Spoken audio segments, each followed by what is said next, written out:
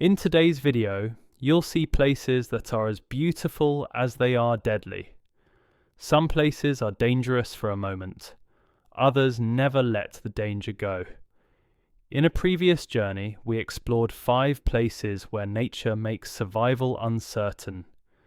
This time, we're going deeper. These are 5 places where danger doesn't fade, it stays.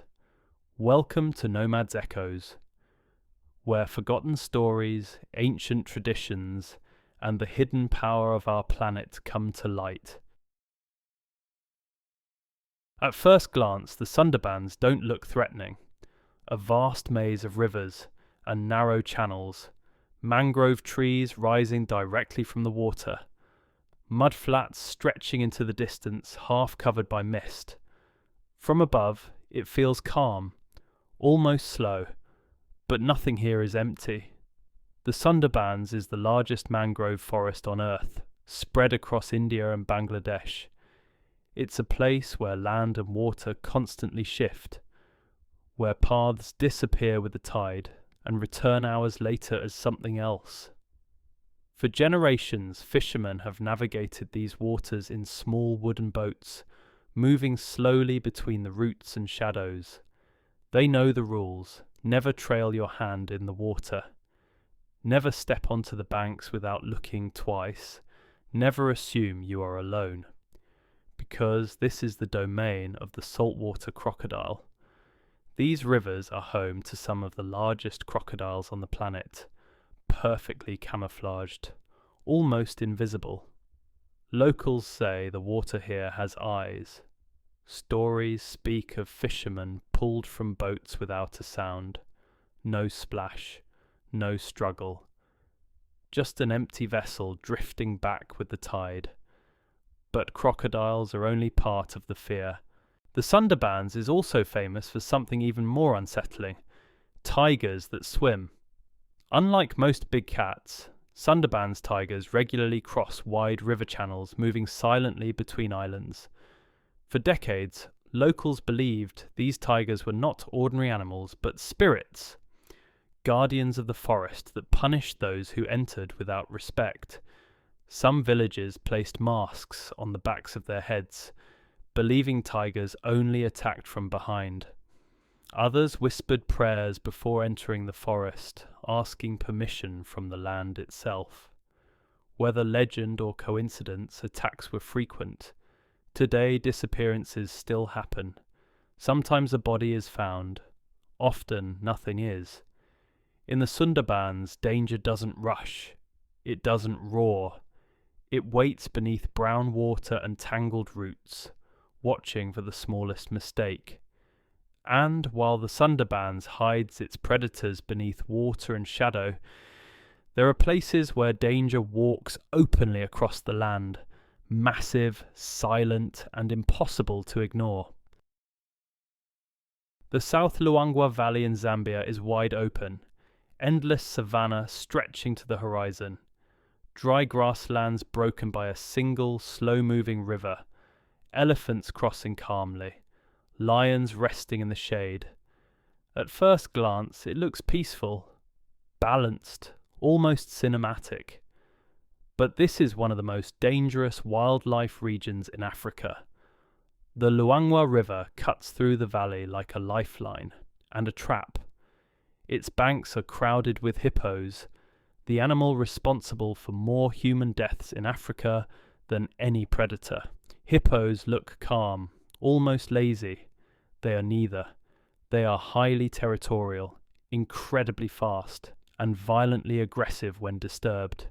They attack boats, they charge without warning, they kill without hesitation.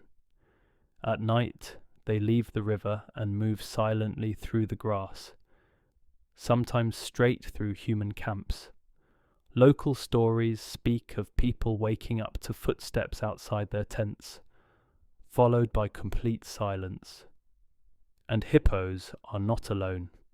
Crocodiles line the riverbanks perfectly still, their eyes just above the surface.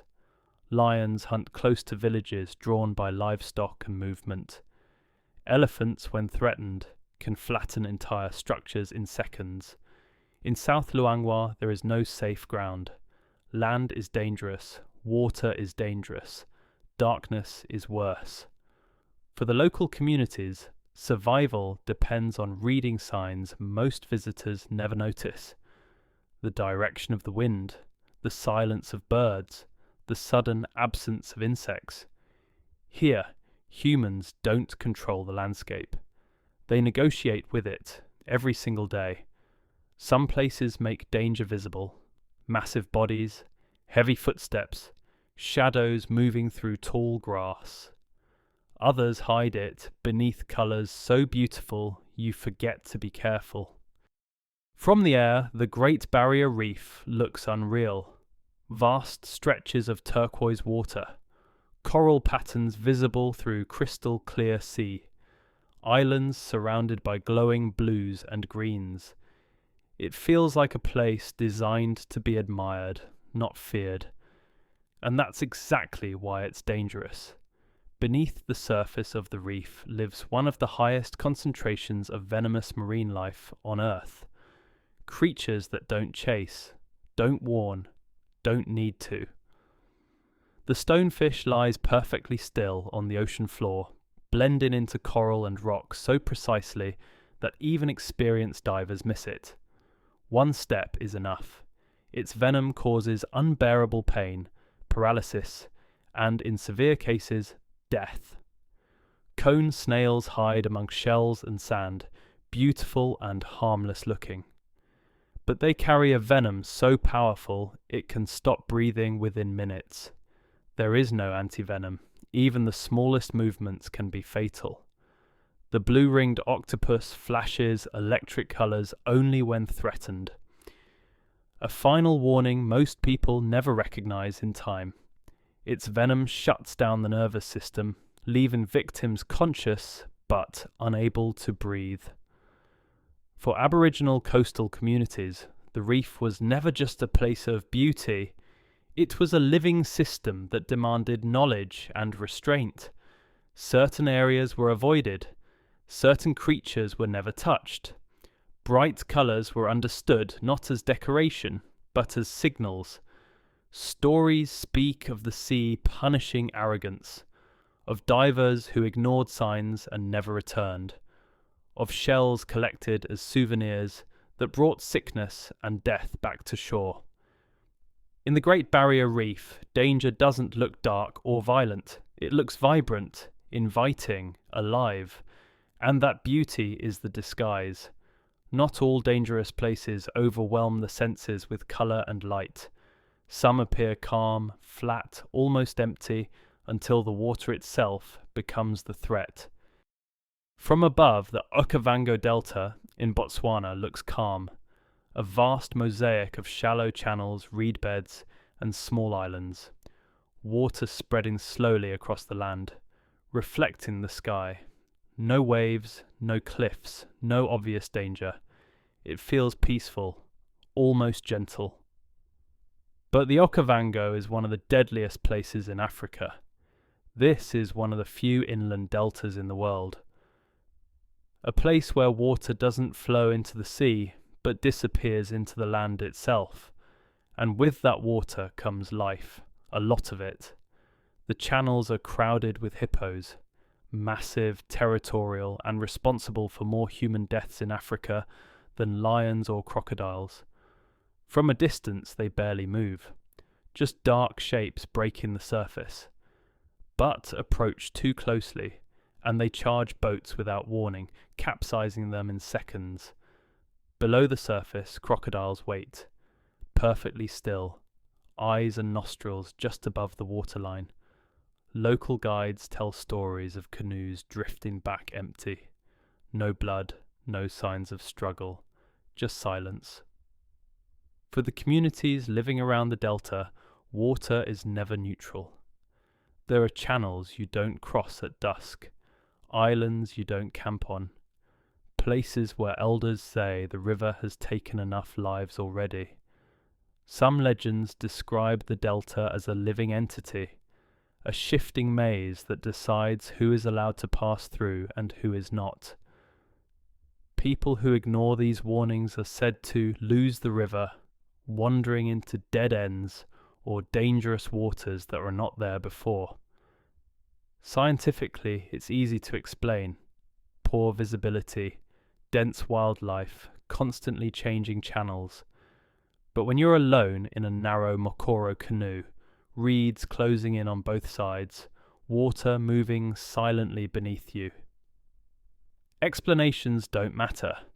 In the Okavango Delta, the danger isn't hidden. It surrounds you, and once you're in the water, it decides the outcome.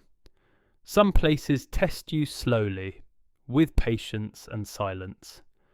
Others offer no second chances at all. And finally, we arrive at a place where danger isn't hidden in legends or rare encounters, it's woven into everyday life. At the mouth of the Amazon River, where fresh water meets the Atlantic, lies one of the most extreme environments in South America, Ilha de Marajó. From above, the island looks endless, flooded forests, vast wetlands stretching to the horizon, villages surrounded by water for months at a time. During the rainy season, much of Marajó disappears beneath rising rivers. The land floods, paths vanish, and the wildlife moves with the water, including the snakes. Marajó is home to a high concentration of some of the most venomous snakes in the Americas: fer-de-lance pit vipers, coral snakes, and other species perfectly adapted to flooded terrain. When the waters rise, snakes are forced into closer contact with humans, entering homes, boats, even sleeping areas. Here, snake encounters are not rare events. They are part of daily life. Local stories speak of nights when villagers wake to movement in shallow water beneath their hammocks, of snakes climbing onto boats to escape flooding ground, of bites happening indoors, not in the jungle. For generations, Marajó's inhabitants have learned to live with this reality.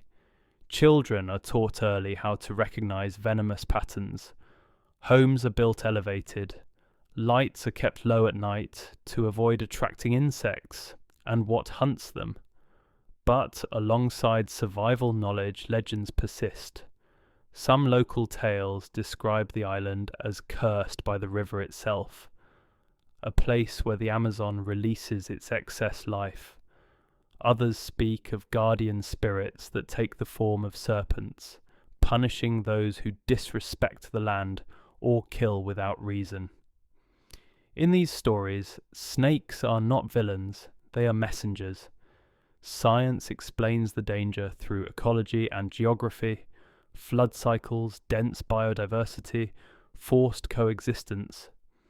But when venom is this common, when danger enters your home without warning, explanations don't erase fear. Ilha de Marajó is not a place humans conquered.